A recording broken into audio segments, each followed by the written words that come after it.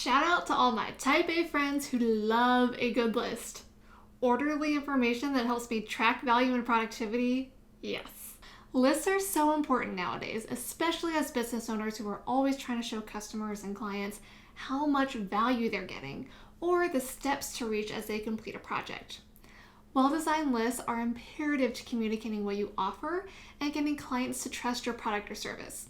So I want to show you how to design a list in a way that helps both you and your customer. Okay, the first thing you want to do is decide what you're listing. What is this content all about? Is it a checklist? Is it a sales list? Is it a pro-con list? Or maybe it's just a quick bullet point of examples or ideas, whatever it might be. But whatever you decide what your list is about, that's going to help you determine how to design around it and how to make the most out of that information.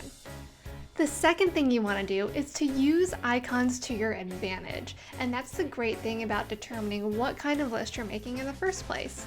So if you're making a checklist, you want to give people a circle or a square to fill in and check or cross off. So you'll make your content self-explanatory and easier to use. If you're working with any other kind of list, the sad reality is that bullets just look boring. So my trick is to use icons instead of bullets because it makes your content look so much more interesting and dynamic, and it makes it look like you really designed this list without really putting any work into it. You can get free icons online through the Noun Project, or you can buy them from my own graphics library.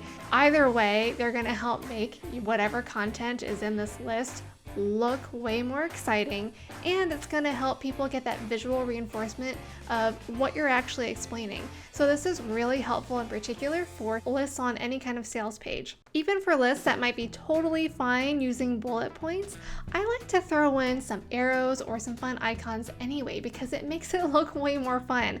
My eye goes straight to the information at hand and it makes me want to interact with it more. Again, depending on the content of your list, you might also want to provide an example and some room to customize the information. So this is more of a built-out list, but let's say you want to get people brainstorming some content or filling in some blanks. Whatever it might be, sometimes providing an example right off the bat helps users immediately know exactly how to use that list. They're not second guessing themselves and they're not reaching out to you, getting into your DMs or into your inbox asking how to make the most out of whatever you've given them. They immediately know how to use that list. Other types of lists might benefit from you giving them some fill in the blanks or some room to customize it to make it work for their lifestyle.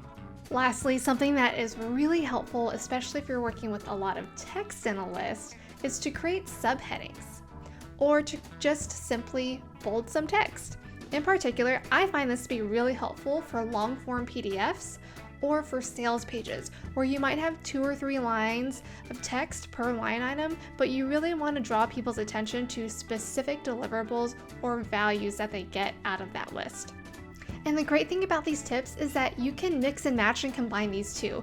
You might choose to bold some text and create those subheaders and use some icons. Or you might choose to use some icons and provide an example and some room to customize that list. However you combine, it's going to make this so much easier for your user to interact with your content and make it work for them. There you go. This concept can be used on any type of list on any platform. Think web pages, PDFs, Instagram ads, and more. So go crazy, you neat freak!